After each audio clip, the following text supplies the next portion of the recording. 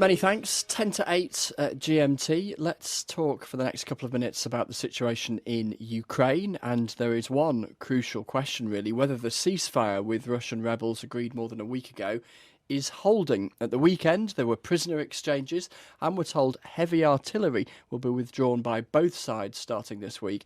But all the while, there are reports of skirmishes and a heavy build-up of machinery and rebel reinforcement in the port city of Mariupol.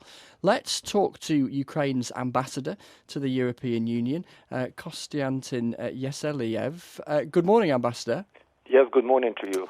What's your view then on the ceasefire? Is there one? Unfortunately, there is no ceasefire currently on the ground.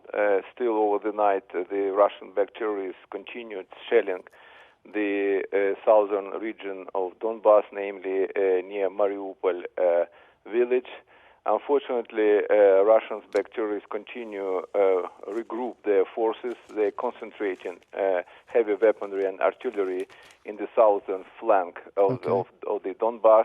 And Russia continues supplies of artillery, heavy weapons, and yesterday the OEC observers even reported back about the supply of armament and weaponry via railway stations. Given what you say, what needs to happen now then?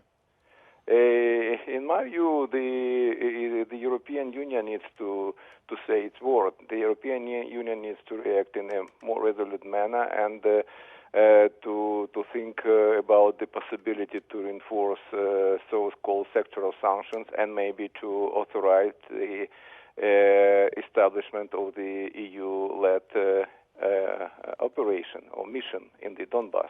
Right. In other words, you talk about the European Union needs to be more relevant. Does Absolutely. It need to ultimately provide arms to you?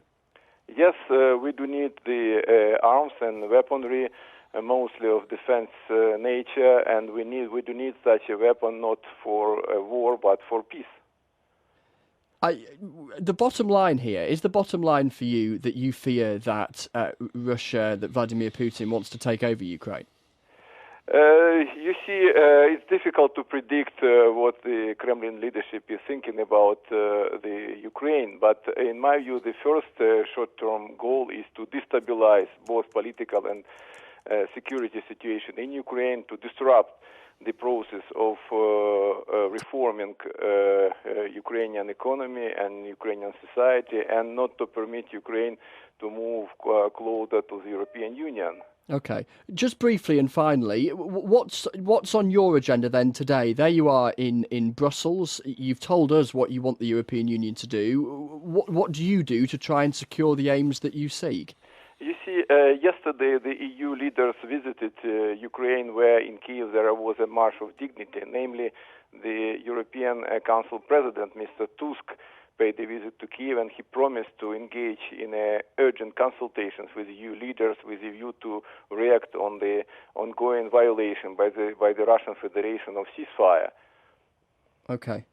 Thank you, sir. We appreciate your time. Kostiantin Yeseliev there, who is Ukraine's ambassador to the European Union.